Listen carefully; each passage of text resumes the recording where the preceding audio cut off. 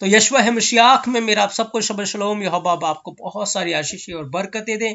आए हम इजराइल के लिए, यरूशलेम के लिए प्रार्थना करें कि मेरा अदोनी यहोवा इजराइल को, यरूशलेम को शलोम की आशीषें दें और इजराइल की जो खोई हुई भेड़ें हैं वो यशवा है मशियाक के नाम से बचाई जाए और मेरा अदोनी यहोवा उन सब का उद्धार करे यशवा है मशियाक के नाम से, आमीन। तो प्रिय अजीजों, आज के पवित्र भाग में हम रैश के विषय में स्टडी कर रहे हैं और आज अब तक हमने 19वें लेटर कुफ तक सीख लिया था और आज हम 20वें लेटर रैश के विषय में स्टडी करेंगे। और मैं विश्वास करता हूं कि आप बहुत सारी आशीषों को, बरकतों को अपने जीवन में हासिल करेंगे। तो जैसे कि आप स्क्रीन के ऊपर देख रहे हैं कि रैश की जो ऑर्डिनरी वैल्यू है वो 20 है, इसकी स्टैंडर्ड वैल्यू 200 है और रैश की जो साउंड है वो र का साउंड देता है और रैश जो है वो सिर है, हेड की ओर इशारा करता है और रैश की जो स्पेलिंग है वो रैश योद और शिन है प्रिय अजीजों, जिसके विषय में हम विस्तार से सीखेंगे। तो सबसे पहले जैसे हम हर बार अपने अल्फाबेट के न्यूमेरिक वैल्यू के विषय में सीखते हैं, आज भी हम उसके रैश के न्यूमेरिक वैल्यू के विषय में सीखेंगे। और रैश की जो न्यूमेरिक वैल्यू है वो सच में बहुत सारे भेदों को, रहस्यों को अपने अंदर समेटे हुए हैं, जिसके विषय में हम सीखेंगे प्रिय अजीजों। इसकी जो ऑर्डिनरी वैल्यू आप देख रहे हैं वो 20 है और स्टैंडर्ड वैल्यू जो है वो 200 है। तो ये जो 20 है और 200 है वो किस बात की ओर इशारा करता है, किस बात की ओर दिखाता है, बाइबल के अंदर से हमें ये क्या संकेत देता है। जैसे कि हर न्यूमेरिक के ऊपर हम अब तक सीखते आए हैं, वैसे ही इस 200 के अंदर और 200 के अंदर और 20 के अंदर सच में कुछ बातें हैं जो यहोवा एलोहीम ने रखी हुई थी। याद रखना है कि जो रैश है वो हेड है, वो सिर है, यानी कि वो ऊंचाई की ओर इशारा करता है, ऊपर की ओर इशारा करता है, टॉप की ओर इशारा करता है। हेड है वो, हेड का अर्थ है सिर है, सिर का अर्थ है सबसे ऊपर है। तो अगर आप बाइबल के अंदर 200 न्यूमेरिक वैल्यू को देखते हैं तो 200 का उपयोग बहुत कम जगह बाइबल के अंदर आया है, बहुत कम जगह आया है। तो 200 को जब अगर आप बाइबल के अंदर देखेंगे, 200 की जो कैलकुलेशन है वो हमें 200 स्वर्गदूतों के पास लेकर जाती है, जिसके विषय में इतिहास की जो किताब है, हनोक की जो किताब है, वो किताब हमें बताती है कि जब मेरे यहोवा एलोहीम ने बागे अदन से आदम और हवा को निकाल दिया था, आदम और हवा बागे अदन से निकल गए थे,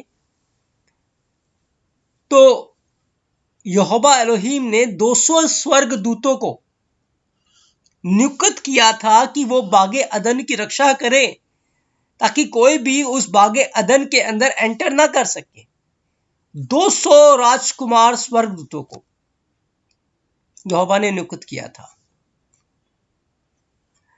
और जब आप उत्पत्ति 6 अध्याय को पढ़ते हैं तो वहां पर लिखा है कि परमेश्वर के पुत्रों ने मनुष्य की पुत्रियों को देखा कि वह सुंदर है और उनके साथ जाकर उन्होंने ब्याह शादियां कर ली।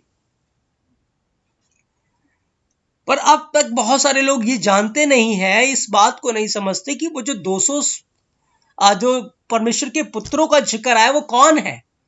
इसके विषय में हनोक की किताब ये बयान करती है, बताती है कि वो 200 स्वर्गदूतों को यहोवा ने बागे अदन की रक्षा के लिए नियुक्त किया था। ये जो 200 स्वर्गदूत थे ये प्रधान थे, ये राजकुमार स्वर्गदूत थे, काफी हाई लेवल के स्वर्गदूत थे, जिनको अथॉरिटी दी गई थी, जिनको पावर दिया गया था और ये एज एक राजकुमार थे यहोवा के राज्य में।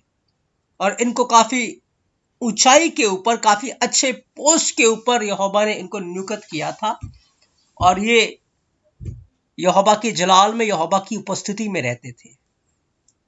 लेकिन यहोवा फ्यूचर को जानता है कि इंसान आगे जाकर क्या करेगा, लेकिन वो न्यायी यहोवा है, न्याय करने वाला है। जब तक पाप वजूद में नहीं आ जाता वो पाप की सजा नहीं दे सकता।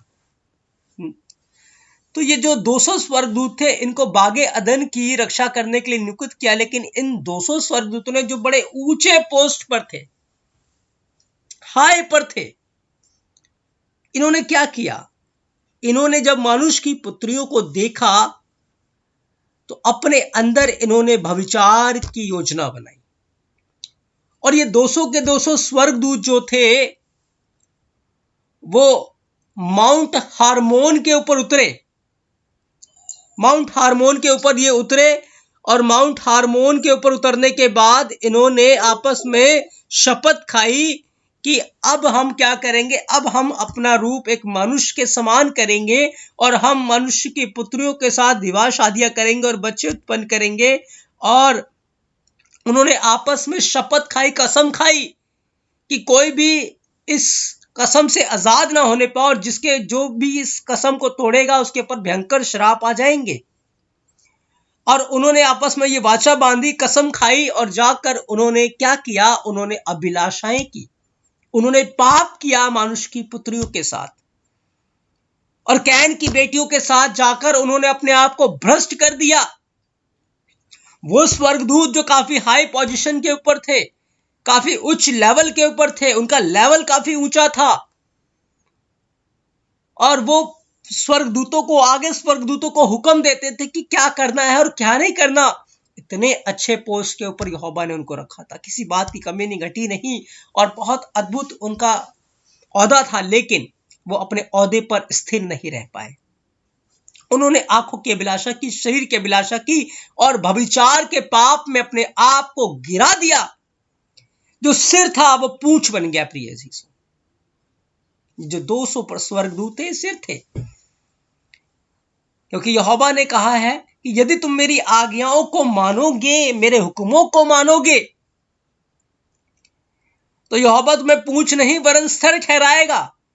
लेकिन यदि तुम मेरे हुक्मों को तोड़ोगे तो तुम सिर नहीं बल्कि पूंछ बन जाओगे। और वही इन 200 स्वर्गदूतों के साथ हुआ। तो जो आप रैश के 200 न्यूमेरिक वैल्यू के अर्थ को सीख रहे हैं, उसके न्यूमेरिक वैल्यू के मीनिंग को सीख रहे हैं, वो 200 जो नंबर है वो 200 स्वर्गदूतों की ओर इशारा करता है, जिन्होंने अपने पोजीशन को स्थिर नहीं रख पाए। और यहूदा इसके विषय में लिखता है कि उन स्वर्गदूतों को उसने नहीं छोड़ा जो अपने पद को कायम नहीं कर पाए, कायम नहीं रख पाए, पर पाप में गिर गए।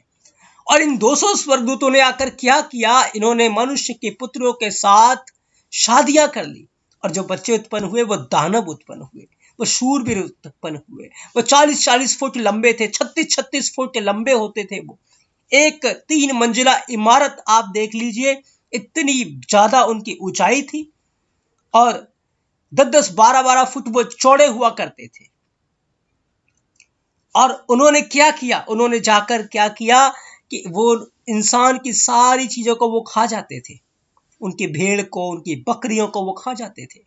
और जब अंत में सारी भेड़ बकरियां खत्म हो गई, उपज खत्म हो गई, तब उन्होंने मनुष्यों को फाड़ना, उनको खाना शुरू कर दिया, उनका लहू पीना शुरू कर दिया, और मनुष्यों की चिल्लाहट स्वर्ग तक पहुंच गई। प्रिय सीसो,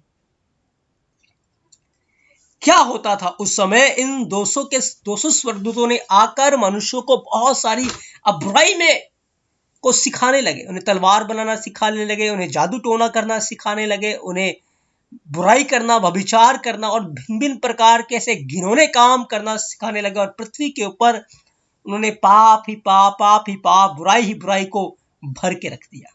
ये 200 स्वर्गदूत जो प्रधान स्वर्गदूत थे, जो अच्छे ऊंचाई पे थे, लेकिन क्या हुआ? इन्होंने आंखों की अभिलाषाओं में आकर अपने पद को ये कायम नहीं रख पाए, पर वो उन्होंने अपने आप को गिरा दिया।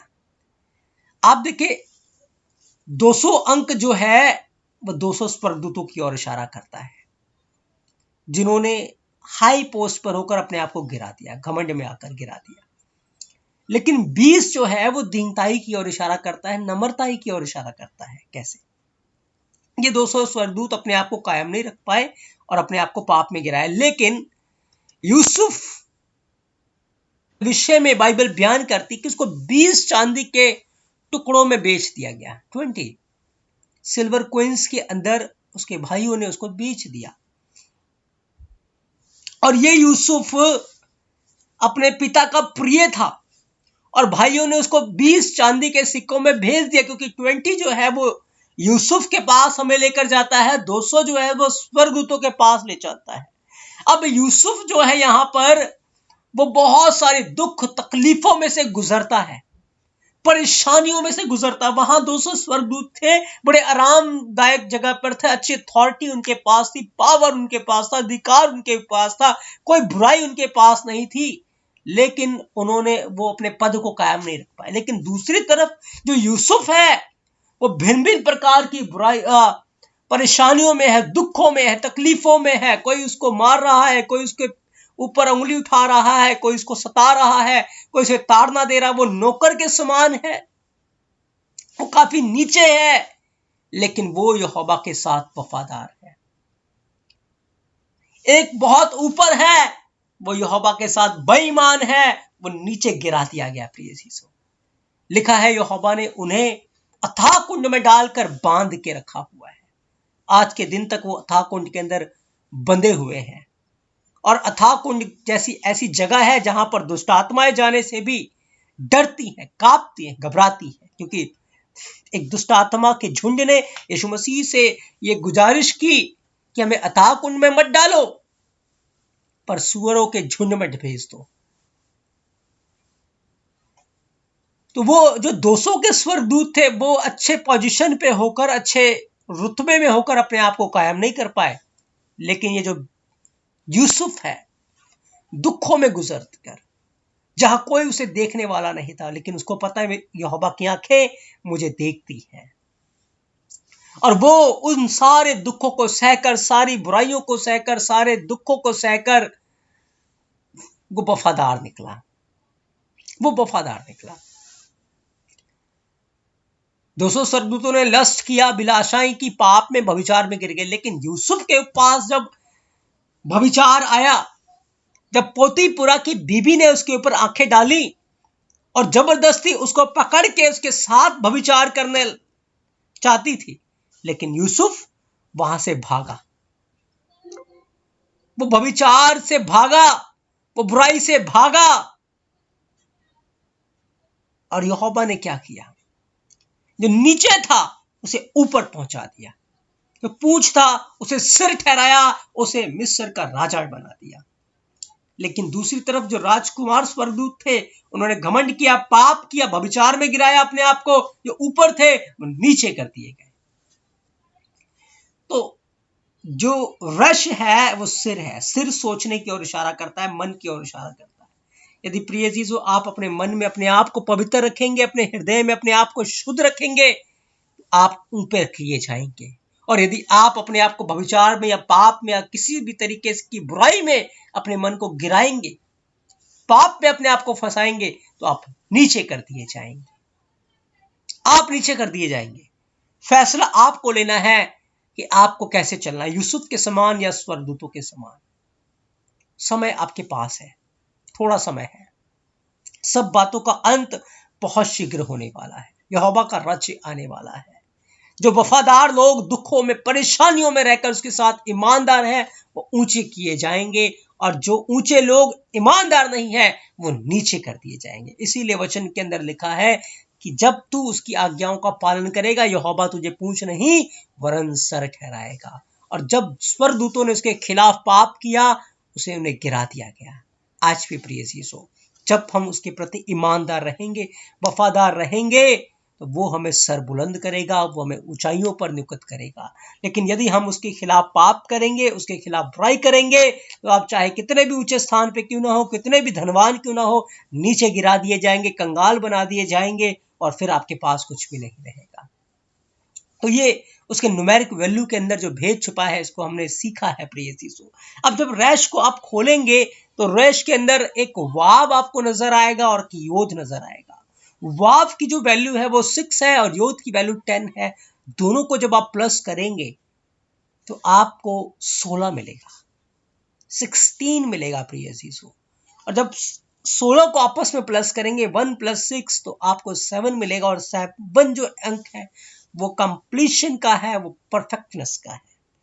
तो जब एक इंसान अपने मन के ऊपर जय प्राप्त करेगा, अपने मन के ऊपर कंट्रोल करेगा तो यहोवा उसे परफेक्ट करेगा, वो परफेक्ट हो जाएगा, सिद्ध हो जाएगा और वो ऊंचाइयों पर नियुक्त किया जाएगा। लेकिन जब कोई व्यक्ति अपनी सिद्धता को खो देगा, अपनी पवित्रता को खो देगा, पाप में गिरा देगा, तो वो नीचे कर दिया जाएगा। ये रैश हमें सिखाता है प्रिय चीजों। तो मैं विश्वास करता हूं कि रैश के अंदर आपने बहुत सारी बातों को सीखा है आज, कि किस प्रकार से एक इंसान ऊपर से नीचे गिरा दिया जाता है और नीचे से इंसान ऊपर की तरफ चला जाता है। वो सब्जेक्ट है, वो विषय है कि हमें यहोवा के प्रति ईमानदार रहना है, चाहे परिस्थिति कैसी भी हो, हालात कैसे भी हो। हम जब उसके प्रति ईमानदार रहेंगे, वो हमें ऊंचाइयों पर ले जाएगा। लेकिन जब हम उसके खिलाफ बगावत करेंगे, पाप करेंगे, तो हम नीचे गहराइयों में गिरा दिए जाएंगे, नर्क के गड्ढे तक गिरा दिए जाएंगे। इसलिए प्रिय अजीजों, आप अपने जीवन को पवित्रता में गुजारे, यहोवा के भय में गुजारे, ताकि आप नीचे नहीं पर ऊपर रहे, पूंछ नहीं वरन सर ठहरेंगे। तो मेरा अदनोई अपने इस पवित्र वचन के द्वारा आपको आशीष दे, बरकत दे प्रिय अजीजों। और आज हमने रैश के पहले भाग को कवर किया है। अगले भाग में हम रैश के सेकंड पार्ट के अंदर रैश की पिक्टोग्राफ के विषय में सीखेंगे और जानेंगे कि उसके अंदर कौन से भेद और रहस्य छुपे हुए हैं प्रिय चीजों। तो तब तक के लिए मेरा अदनोई यहोवा आप सबको बहुत सारी आशीष और बरकतें दे। आप सबको शबह शलोम, आमीन।